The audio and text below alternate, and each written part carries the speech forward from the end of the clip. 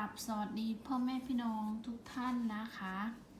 ขอบคุณทุกการติดตามนะคะขอบคุณทุกกำลังใจที่มอบให้กับสาวโซ่พารวยชาแนลด้วยนะคะขอบคุณทาง FC ใหม่และ FC เก่าที่น่ารักทุกท่านนะคะขอบคุณจากใจจริงนะคะก่อนจะไปรับฟังรับชมนะคะเราก็มาฟังคำเตือนกันก่อนเนาะคำเตือนนะคะทางช่องเป็นเพียงสื่อกลางการนำเสนอแนวทางในการเสี่ยงโชคไม่สนับสนุนการพนันทุกชนิดโปรดรับชมเพื่อความบันเทิงและใช้วิจารณญาณในการรับชมนะคะเด็กที่อายุต่ำกว่า18ปีนะคะควรมีผู้ปกครองแนะนำนะคะพี่น้องจ๋าแนวทางก็มีเข้ามีออกมีหลุดเนาะปะปนกันไปนะคะตัวเลขก็เป็นเพียงสูตรคำนวณนะคะพี่น้องจ๋าเราก็มารับชมรัฐบาลลาวพัฒนานะคะเม็ดเดียวแข็งๆนะคะสำหรับชุดวินนะคะก็จะมีนะ2 1 0 42104นะคะ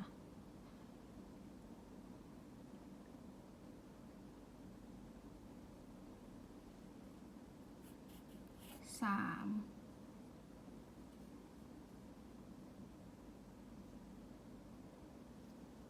5นะคะส่วนชุดเด่นนะคะแอดมินให้เด่นไปที่1นะคะเด่นไปที่1เราก็มารูด1กันเลยนะคะก็จะมี1001 1221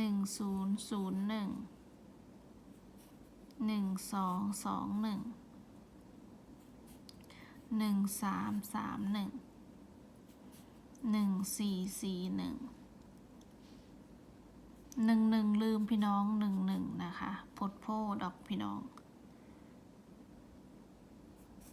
1551นะคะ1661 1771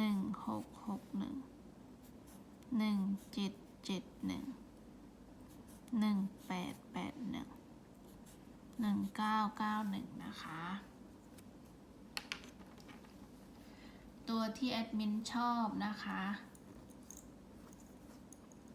ก็จะมี1991 11นะคะ15 17 10นะคะแอดมินให้ไปแค่5คู่เน้นๆนะคะหรือใครจะชอบต่างจากแอดมินก็ไม่ว่ากันนะคะอย่าลืมนะคะอย่าลืมไปกลับนะไปกลับทุกครั้งนะคะสำหรับคนที่ชื่นชอบนะคะก็จดไว้แคปไว้นะคะเพื่อป้องกันการลืมจ้าก่อนออกไปก็ฝากด้วยนะคะฝากบ้านหลังเล็กๆน้อยๆไว้ในอ้อมอกอ้อมใจด้วยนะคะสาวโซ่พารวยชาแนลด้วยนะคะฝากกดไลค์